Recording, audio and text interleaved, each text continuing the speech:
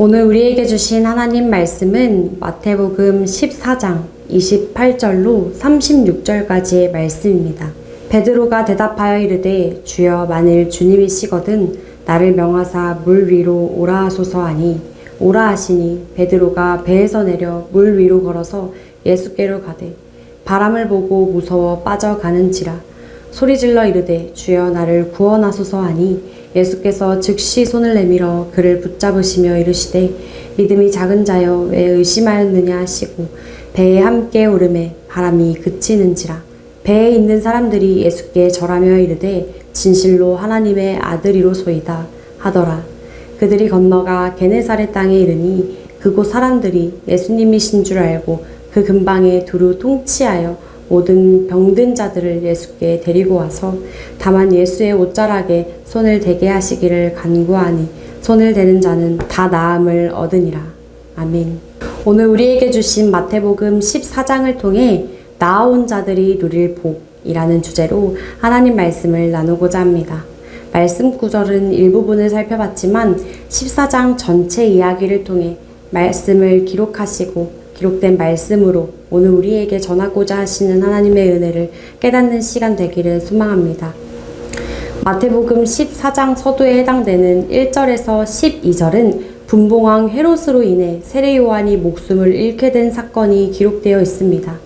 이 일을 시작으로 서로 다른 상황 속에서 일어나고 있는 네 가지의 이야기가 이어지고 있습니다. 13절에서 21절의 말씀은 예수님께서 베푸신 오병이어의 기적이 기록되어 있고 28절에서 33절은 베드로가 예수님의 말씀을 따라 물 위를 걸으신 기적이 담겨져 있습니다.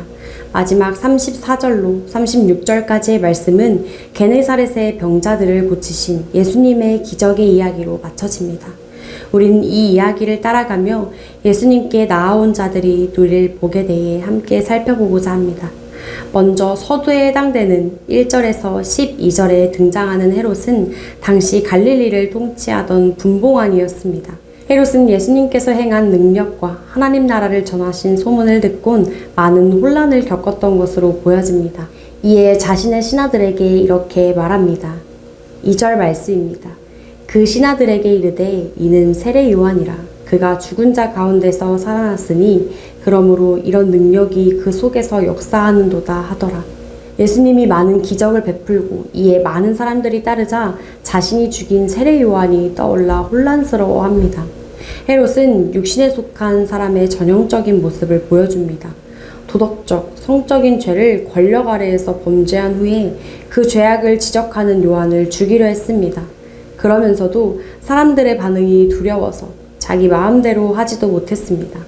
오늘 본문 6절에 이어지고 있는 헤롯의 생일 장면을 보면 최소한의 양심으로 요한을 죽이지 않고 옥에 가두는 일로 그쳤으나 그는 자기의 기분에 따라 허세 부리기를 좋아했고 체면 때문에 요한을 죽이고 말았던 우유부단한 사람이었습니다. 그러나 세례 요한은 헤롯에게 동생의 아내를 취하는 것이 옳지 않다고 책망하였습니다. 자신의 취에 살아가는 헤롯과는 다르게 세례 요한은 하나님의 일을 할 때 사람을 두려워하지 않는 모습을 보여줍니다. 왕 앞에서 하나님 말씀을 담대히 전했습니다. 하지만 자신의 취에 살아가고 있는 헤롯은 갈팡질팡하다가 결국 타인에 의해 엄중한 일들을 결정합니다. 그리고 예수님에 대한 소문을 듣곤 의아해하며 그는 세례 요한이라 하는 자신의 생각에 갇혀 예수님을 오해합니다. 많은 이들에게 예수님에 대한 소문을 들었지만 여전히 그는 자신의 테두리 안에서 혼란스러워하는 모습을 보여줍니다. 13절에서 21절의 말씀을 보면 예수님께서 요한의 제자들에게 그의 장례 소식을 듣습니다. 들으시곤 거기서 물러나서 배를 타고 외떨어진 곳으로 가십니다. 그때 예수님에 대한 소문을 듣고 여러 도시에서 많은 이들이 예수님을 만나기 위해 또 예수님이 전하시는 말씀을 듣기 위해 주님 앞으로 나아옵니다. 헤롯과는 다른 반응을 보인 자들입니다. 기적이 일어난 소문을 듣고 하나님 나라를 전하신 예수님이 궁금하여 나아온 자들입니다. 오늘 성경은 큰 무리를 잃은 그 사람들을 예수님께서 긍휼히 여기셨다고 기록하고 있습니다. 그리고 가장 크게 긍휼히 여김 받을 자부터 예수님께서 돌아봐 주셨음을 알 수 있습니다. 14절 말씀에 예수께서 나아오사 큰 무리를 보시고 불쌍히 여기사 그 중에 있는 병자를 고쳐주니라. 아멘. 예수님 앞에 간절한 마음으로 나온 병자들을 주님께서 불쌍히 여기시어 그 병을 고쳐주십니다. 그들은 예수님의 말씀을 듣고자 나왔고 해가 저무는 줄 모르고 예수님의 말씀을 듣습니다. 저녁때가 되자 예수님의 제자들은 많은 무리들이 종일 굶은 것이 걱정되었습니다. 그래서 예수님께 이 사람들로 먹을 것을 사 먹게 하여 주시기를 요청했습니다. 그러나 먹어야 할 사람은 너무나도 많았고 그들이 마을로 나간다 한들 모두가 배불리 먹을 수 있는 음식을 구하기는 어려운 상황이었습니다. 날이 저물기도 했고 이때에 이렇게 많은 사람들을 먹일 식량을 구하는 것은 어려운 상황이었기 때문입니다. 하지만 예수님께서 예수님만 바라보고 주님의 말씀을 듣기에 나온 자들을 먹이시기로 결정하십니다. 이때 우리가 잘 아는 것처럼 한 소년이 챙겨온 물고기 2마리와 떡 5개로 기적을 베푸십니다. 이 작은 아이가 내놓은 섬김을 어여삐 여기셨는지 이에 축복을 더하셔서 작은 섬김이 전부를 먹이시는 은혜를 보이셨습니다. 우리는 여기서 하나님 마음과 주님께서 사람을 먹이시는 방법에 대해 알 수 있습니다. 삶의 소망을 두고 예수님께 나아온 자들을 긍휼히 여기시는 하나님의 마음을 볼 수 있습니다. 또 그들을 먹이시고 치료하시는 하나님의 손길이 겨자씨 한 알과 같은 작은 섬김을 통해서 공중의 새가 깃들 만큼 울창해지는 하나님 나라의 기적을 경험하게 하십니다. 하나님께서는 주의 말씀 앞에 선 자들을 긍휼함으로 돌보시고 또 그들이 무엇을 가졌다 하여도 그 작은 것을 통해 결핍을 완전함으로 채우시는 하나님 나라를 경험하게 하십니다. 우리는 이런 하나님을 믿고 우리의 삶을 맡겨드리고 있습니다. 예수님께서 무리들에게는 그들에게 필요한 대로, 제자들에게는 제자들의 필요한 대로 사랑을 베푸십니다. 오병이어의 기적을 본 무리들이 예수님을 왕으로 모시려 했지만 주님께서는 무리를 피하며 하나님과 깊은 교제의 시간을 가지셨습니다. 제자들을 먼저 보내시곤 하나님 앞에 잠잠히 기도하십니다. 예수님께서 홀로 기도하시는 동안 제자들에게는 곤욕스러운 일이 일어납니다. 이는 22절에서 33절의 말씀으로 건너편으로 가기 위해 제자들이 탄 배가 풍랑을 만난 일입니다. 파도에 이리저리 흔들려 두려워하던 그들에게 예수님께서는 바다 위로 걸어가십니다. 이 광경을 본 제자들은 정말 두려웠을 것입니다. 나와 같이 숨을 쉬어야 살 수 있고 먹어야 살 수 있는 참 사람이신 예수님이 사람은 생각하지 못할 방법으로 나타나신 겁니다. 이에 제자들은 예수님을 헛개비라 유령이라 소리치며 더욱 두려워합니다. 이때 예수님께서 27절의 말씀으로 이르시되 안심하라 나니 두려워하지 말라 라고 제자들을 안심시킵니다. 예수님과 떨어져 곤욕스러운 일을 당한 그들에게 예수님은 생각하지 못한 방법으로 찾아오셨습니다. 이때 즉시 안심하라 일러주신 예수님의 말씀을 들은 베드로는 예수님 앞으로 나아가기를 요청합니다. 베드로는 예수님이시라면 저도 예수님처럼 이 믿기지 않는 일을 한번 경험하게 해달라고 말합니다.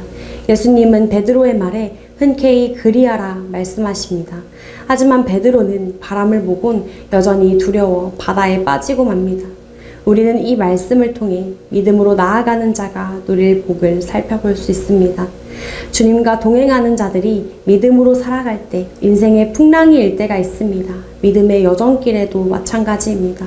이때 예수님께서는 오늘 제자들에게 물 위로 걸어가신 것처럼 우리가 풍랑을 걷고 있는 그곳으로 걸어오십니다. 오신 예수님은 우리의 마음을 살피시고 내가 함께 있으니 안심하라 라고 말씀하십니다. 예수님께서 물 위로 걸으신 것을 통해 예수님은 만물을 다스리시는 하나님 되심을 나타내셨습니다.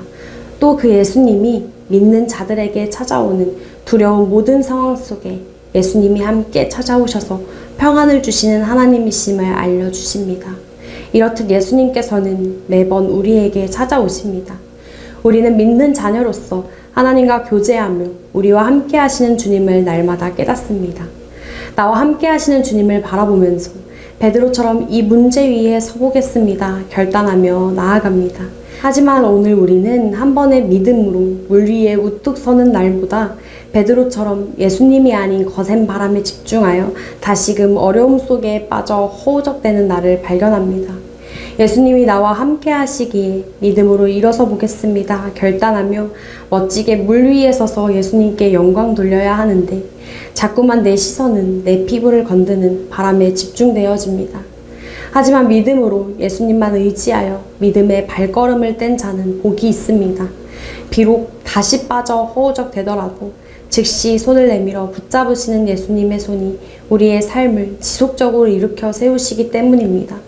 결단과는 달리 두려움에 물에 빠진 베드로를 즉시 붙잡아 주신 예수님께서 끝내 그로 믿음의 여정길을 다하게 하신 것처럼 오늘 비록 작은 믿음을 붙들고 주님 앞에 서지만 날마다 성도의 손을 끝까지 붙드시는 하나님의 마음을 기억합시다. 34절에서 36절의 말씀은 게네사렛에서 일어난 일입니다. 하나님의 영광으로 나타나신 예수님을 다시 한번 경험한 제자들은 그분과 함께 바다를 가로질러 맞은편 게네사렛으로 이동합니다. 그곳 사람들 역시 예수님을 알아봅니다. 예수님께서 베푸신 치유의 기적을 알고 그 온 지방에 심히 아픈 자들을 모두 주님께 데리고 나옵니다. 그리고 그 아픈 자들이 예수님께 손을 댈 수 있도록 구하였고 주님께서는 허락하십니다. 그리고 예수님께 손을 댄 모든 자들은 말끔히 치료되었다고 말씀은 기록하고 있습니다. 우리는 14장을 통해서 예수님의 능력과 이적을 주로 묵상할 수 있습니다. 헤롯은 예수님의 소문을 듣고도 여전히 자신의 테두리 안에 갇혀 예수님을 오해하고 자신의 생각으로 예수님을 판단하였습니다. 그러나 예수님 앞에 나와 긍휼함을 구하고 말씀을 경청했던 이들은 자신이 생각하는 예수님이 아닌 하나님 나라를 보게 되었습니다. 먹을 수 없던 중에 배불리 먹게 되는 하나님의 긍휼을 보았고 우리의 고통 중에 찾아오셔서 그 고통으로부터 해방시키시는 하나님의 치유를 보았습니다. 비록 우리의 믿음이 연약할 때에도 지속적으로 손을 내미시어 건지시는 하나님의 자비를 마주하였습니다. 예수님 앞에 나아온 자들은 작은 믿음으로도 완전하신 하나님 나라를 발견하게 하시는 하나님의 은혜를 경험하게 됩니다. 하나님께서는 주님 앞에 나아오는 자들, 작은 믿음을 들여 예수님을 의지하는 자들에게 크신 하나님 나라와 기적을 경험하게 하십니다. 이는 우리의 삶에 일어나는 살아있는 하나님의 말씀입니다. 이 살아있는 하나님의 말씀이 오늘 내 삶을 단단히 세워가는 반석이 되기를 소망합니다. 오병이어를 경험했던 무리들처럼 물 위로 발걸음을 내딛었던 베드로처럼 주님께 손을 뻗은 많은 병자들처럼 살아있는 하나님의 나라가 오늘 내 삶에 경험되어지는 축복이 있기를 소망합니다. 오늘도 주님 앞에 나아가는 자들에게 먹이시고 치료하시고 굳건한 믿음을 주시는 복이 있음을 고백하며 내 작은 믿음 위에 실수 위에 연약함 위에 부으시는 하나님의 풍성한 복이 경험되어지는 귀한 하루 되기를 축복합니다. 기도하겠습니다. 거룩하신 아버지 하나님 감사합니다. 우리의 생각으로 다 알 수 없고 내 생각보다 더 크신 하나님, 그 주님 앞에 나아갑니다. 거룩하신 하나님의 그 크심을 영적 소경과 같이 내 생각의 테두리 안에 가두고 제한하지 않기를 소망합니다. 이 시간 말씀을 붙들고 주님 안에 이 삶을 드리며 살아가길 원하는 모든 성도의 삶을 굽어 살펴주시어 하나님의 그 크신 사랑 안에서 내 안에 불완전한 것들을 발견하게 하시고 깨달아 고쳐지는 은혜가 있게 하여 주옵소서. 우리의 삶을 고치시고 붙드시는 주님을 의지하며 나아가오니 영적으로 쓰러진 자들을 돌보아 주시고 하나님을 잃어가는 자들을 붙들어 주옵소서. 삶의 큰 어려움으로 고통받고 병중에 고된 싸움을 이어가는 성도들에게 찾아가 주셔서 치료와 회복의 손으로 붙들어 주시옵시고 오히려 그들을 위해 기도하고 돌보는 주님 닮은 마음을 허락하여 주옵소서. 내 작은 섬김을, 내 작은 믿음을 귀하게 여기시고 여전히 주의 말씀으로 살아가길 원하시는 주님만을 바라보오니 우리에게 끊임없이 하나님과 교제하는 축복을 날마다 더하여 주셔서 아버지의 마음을 깨달아 알게 하시는 성령의 단비가 날마다 풍성히 임하는 은혜를 허락하여 주옵소서. 그리하실 주님을 신뢰합니다. 감사드리며 예수님의 이름으로 기도드립니다. 아멘.